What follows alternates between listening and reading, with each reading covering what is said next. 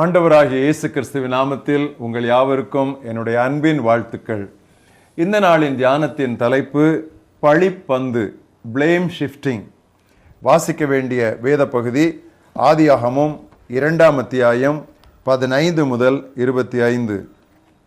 தேவனாய கர்த்தர் மனுஷனை ஏதேன் தோட்டத்தில் அழைத்து கொண்டு வந்து அதை பண்படுத்தவும் காக்கவும் வைத்தார். தேவனாகிய கர்த்தர் மனுஷனை நோக்கி, நீ தோட்டத்தில் உள்ள சகல விருட்சத்தின் கனியையும் புசிக்கவே புசிக்கலாம், ஆனாலும் நன்மை தீமை அறியத்தக்க விருட்சத்தின் கனியை புசிக்க வேண்டாம். அதை நீ புசிக்கும் நாளில் சாகவே சாவாய் என்று கட்டளையிட்டார். பின்பு தேவனாய கர்த்தர், மனுஷன் தனிமையாயிருப்பது நல்லதல்ல, ஏற்ற துணையை அவனுக்கு உண்டாக்குவேன் என்றார். தேவனாகிய கர்த்தர் வெளியின் சகலவித மிருகங்களையும் ஆகாயத்தின் சகலவித பறவைகளையும் மண்ணினாலே உருவாக்கி, ஆதாம் அவைகளுக்கு என்ன பெயரிடுவான் என்று பார்க்கும்படி அவைகளை அவனிடத்தில் கொண்டு வந்தார். அந்தந்த ஜீவ ஜந்துக்கு ஆதாம் எந்தெந்த பெயரிட்டானோ அதுவே அதற்கு பெயராயிற்று.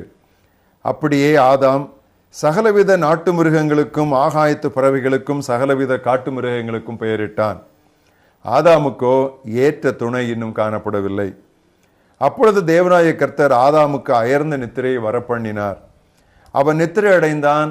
அவர் அவன் விலா எலும்புகளில் ஒன்றை எடுத்து அந்த இடத்தை சதையினால் அடைத்தார். தேவனாகிய கர்த்தர் தாம் மனுஷனில் எடுத்த விலா எலும்பை மனுஷியாக உருவாக்கி அவளை மனுஷனிடத்தில் கொண்டு வந்தார்.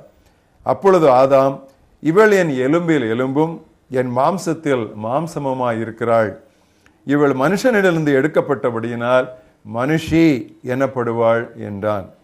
இது நிமித்தம் புருஷன் தன் தகப்பனையும் தன் தாயையும் விட்டு தன் மனைவியோடே இசைந்திருப்பான், அவர்கள் ஒரே மாம்சமாயிருப்பார்கள். ஆதாமும் அவன் மனைவியுமாகிய இருவரும் நிர்வாணிகளாயிருந்தும் வெட்கப்படாதிருந்தார்கள். இன்றைய மனப்பாட வசனம் ரோமர் 9:20. உருவாக்கப்பட்ட பொருள் தன்னை உருவாக்கியவரிடம், ஏன் என்னை இவ்வாறு செய்தாய் என்று கேட்குமோ? Will the thing formed say to him who formed it, why have you made me like this? சோதனை வருவது பாவம் அல்ல, அதில் விழுவதுதான் பாவம். விழுந்தவுடன் பிறர் மீது குற்றம் சாட்டி ஏதாவது ஒன்றின் மீது பழி சுமத்துவது மனித இயல்பு. ஆதாமுக்கும் கிறிஸ்துவுக்கும் வந்த சோதனைகளை அவர்கள் எவ்விதம் சந்தித்தனர் என்று ஆராய்வது நடைமுறையில் பல படிப்பினைகளை நமக்கு தரும்.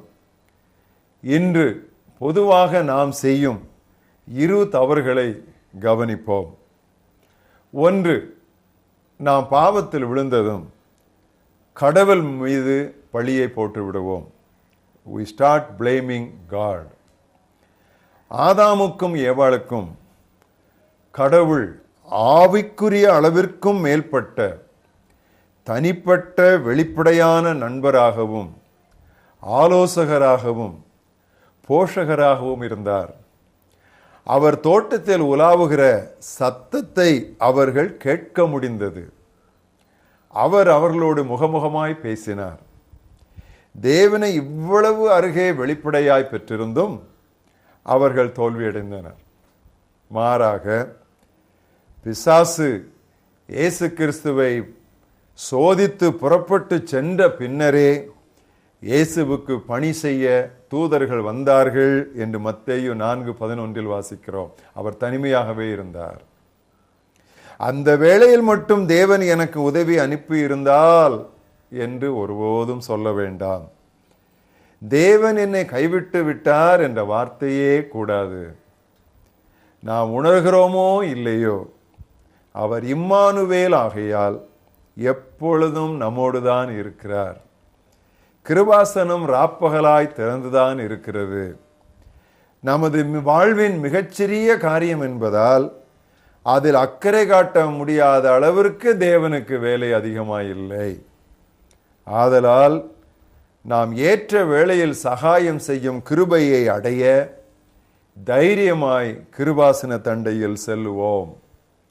நாம் சோதிக்கப்படுகையில் நமது ஆண்டவர் சும்மா நின்று பார்த்து கொண்டு இருப்பவர் அல்ல, பரிதபித்து பாதுகாக்கும் பாவமில்லாத ஆசாரியர் அவர். He is not a silent spectator, but a sinless sympathizer and succorer. எனவே கடவுள் மீது நமது தோல்விகளுக்கு பழியை சுமத்தக்கூடாது. அடுத்து நாம் செய்யும் பெரிய தவறு, நமது சுபாவத்தின் மீது பழியை சுமத்தி விடுவோம். We blame our nature. பாவம் அறியாத நிலையில் இருக்கும் போதே ஆதாமும் ஏவாளும் தவறினர். எப்படி பாவம் அறியா நிலை? It was a state of innocence. நிர்வாணிகளாக இருந்தார்கள், வெட்கப்படாதிருந்தார்கள். பாவமே அறியாத ஒரு சூழ்நிலை. ஆனால் இயேசு இவ்வுலகிற்கு வருகையில் நன்மை தீமை பற்றிய அறிவு அவருக்கு இருந்தது. அவர் நீதியை விரும்பி அக்கிரமத்தை வெறுத்தார். நம்மை போன்ற சுபாவம் அல்லது தன்மை, நேச்சர் அவருக்கு இருந்தது. எனவே தான் எபிரேயர் 2ஆம் அத்தியாயம் 14, 17 வசனங்களில் எப்படி வாசிக்கிறோம்? பிள்ளைகள் மாம்சத்தையும் இரத்தத்தையும் உடையவர்களாயிருக்க அவரும் அவர்களைப் போல் மாம்சத்தையும் இரத்தத்தையும் உடையவரானார். 17ஆம் வசனம். அவர் ஜனத்தின் பாவங்களை நிவர்த்தி செய்வதற்கு ஏதுவாக தேவகாரியங்களை குறித்து இரக்கமும் உண்மையும் உள்ள பிரதான ஆசாரியராய் இருக்கும்படி எவ்விதத்திலும் தம் சகோதரருக்கு ஒப்பாக வேண்டியதிருந்தது. ஆனாலும் அவர் பூரண வெற்றியாளராயிருந்தார். அது எனது சுபாவம். நான் அதை எப்படி மாற்ற முடியும்? பாவத்தில் விழுவதற்கு இதை நாம் பொதுவான ஒரு நொண்டிச்சாக்காக பயன்படுத்துகிறோம். இங்கு இவ்வுலகில்தானே வெற்றியாய் வாழ்வதற்கு தேவன், பிரியமானவர்களே, நமக்கு போதுமான வாக்குகளையும் வல்லமையையும் கொடுத்திருக்கிறார்.